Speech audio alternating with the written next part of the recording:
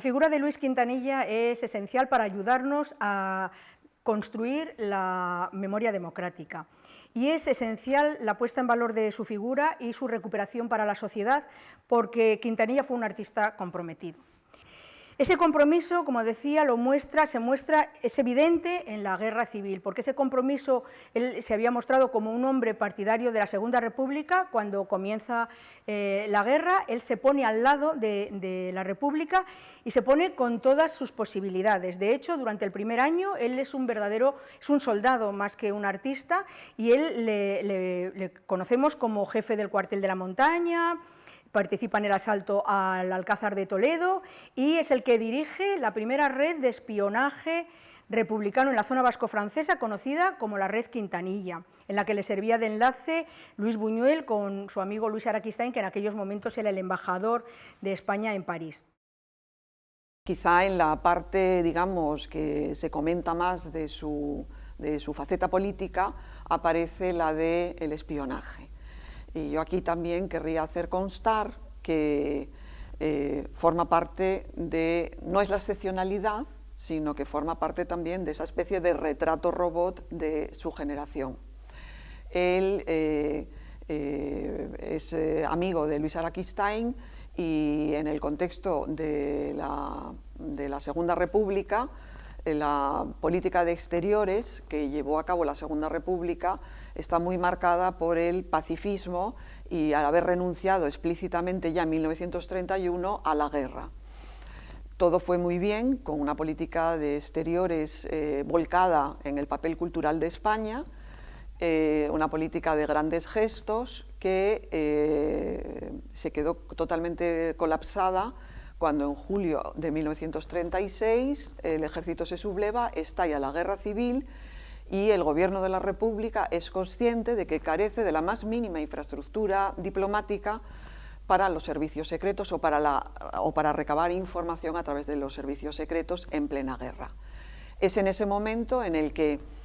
el gobierno Largo Caballero nombra a Luis Araquistáin embajador en París. Luis Araquistáin había tenido experiencia ya como embajador, había ocupado la embajada de España en Berlín entre 1932 y 1933 y por tanto Luis Araquistáin lo que hace es sencillamente llamar a su amigo Luis Quintanilla para que organice por su conocimiento de la zona una red de información en la frontera vasco-francesa.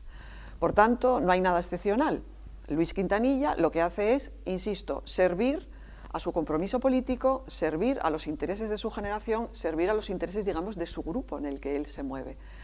Cuando cae el gobierno Largo Caballero en mayo de 1937, cesa Araquistáin como embajador en París y cesa también la actividad de Quintanilla en esa red de espionaje. Él mismo lo cuenta en muchos de sus escritos. Y a partir de ahí sí que sigue colaborando, pero en un sentido ya mucho más artístico. Colabora con el gobierno Negrín, recorriendo los frentes de guerra, donde toma bocetos, toma fotografías, etc. Y a partir de ahí su trayectoria ya, cuando acaba la guerra en el exilio, seguirá siempre siendo expresión de su compromiso con la democracia y con el antifascismo, pero muy vinculada ya de nuevo otra vez, acompasados los pasos entre su actividad artística que predomina sobre la actividad política. Al inicio de la Guerra Civil Española, Luis Quintanilla se va a ver directamente involucrado en el impulso de medidas destinadas a la protección del patrimonio histórico-artístico nacional en el marco de la recién conformada retaguardia republicana. Apenas 6 días después de producirse el golpe de Estado, el gobierno encabezado por José Giral va a decretar la creación de una junta de incautación que a partir del 1 de agosto va a ser de incautación y conservación del Tesoro Artístico Nacional, en la que Luis Quintanilla va a participar como uno de sus miembros primigenios. La Junta tenía como objetivo proteger los objetos de carácter histórico-artístico que estaban conservados en los palacios de la nobleza y en los conventos que estaban siendo incautados de manera irregular y ocupados por los nuevos poderes revolucionarios.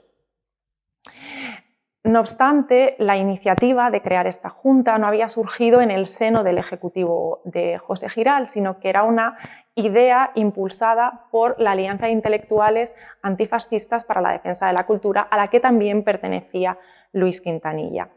María Teresa León recuerda en su obra La historia tiene la palabra que fue José Bergamín, el poeta José Bergamín, quien había tenido la idea de proponer la creación de esta Junta al hilo de una reflexión que había surgido entre los miembros de la Junta que ocupaban precisamente uno de esos palacios, el palacio en este caso de Heredia Spínola, en Madrid, donde se conservaba una rica biblioteca histórica.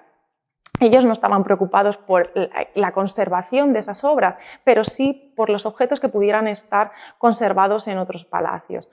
Los miembros de la Alianza, como su nombre indica, eran generalmente intelectuales, artistas o literatos y en ese sentido tenían una idea muy clara de lo que era el patrimonio, o lo que hoy entendemos como patrimonio histórico-artístico y de la necesidad de conservarlo, pero no así los miembros de muchos de estos poderes que habían ido surgiendo al socaire de la guerra y de la revolución y que eran quienes se estaban ocupando de la incautación fuera de todo control reglado por el Estado, en muchos casos de ese patrimonio. Sin embargo, a pesar de que Luis Quintanilla es miembro tanto de la Alianza como de la propia Junta, queda claro a través de su testimonio, pero también de la documentación conservada sobre el asunto, que él nunca llega a participar directamente en la puesta en práctica de esas medidas de protección, ni siquiera en las reuniones de la misma, como sucede con otros miembros de esa Junta. Y de hecho, su actividad durante los primeros meses de la guerra se va a centrar en participar en los combates en la Sierra de Madrid o en aquellos relacionados con el asedio al Alcázar de Toledo. Y ya a partir del final del verano y con la llegada del otoño, en sus labores de espionaje fuera de España. ¿Por qué entonces se elige a Quintanilla como miembro de esa Junta? ¿O por qué acepta el propio Quintanilla formar parte de una Junta en la que en realidad rápidamente queda claro que no va a participar? Pues probablemente porque si repasamos el perfil del resto de miembros de la Junta, que eran todos a su vez miembros de la Alianza de Intelectuales Antifascista, tenían un perfil idóneo para lo que podían ser esas labores de salvaguarda. Había escultores, arquitectos, directores de museo y probablemente que Quintanilla no solo fuera pintor, sino que tuviera importantes conocimientos en la historia del arte español, fuera algo que hizo de él una persona idónea para ser nombrado miembro de la Junta, como sucede también con el escultor Emiliano Barral.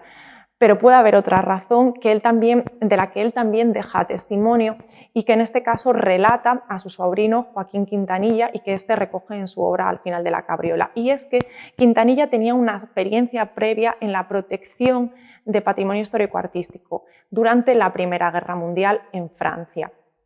Él relata cómo durante la Guerra del 14 él va a participar en un equipo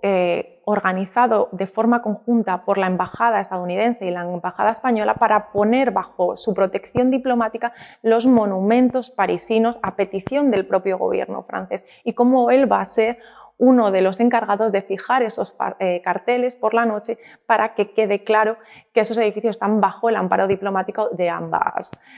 embajadas. Y este puede ser otra de las razones, el conocimiento de esta experiencia previa o el propio hecho de que él la pusiera sobre la mesa para que fuese nombrado, a pesar de que, como digo, en la realidad solo forma parte de ese impulso inicial de la idea, pero no de la puesta en marcha de la misma.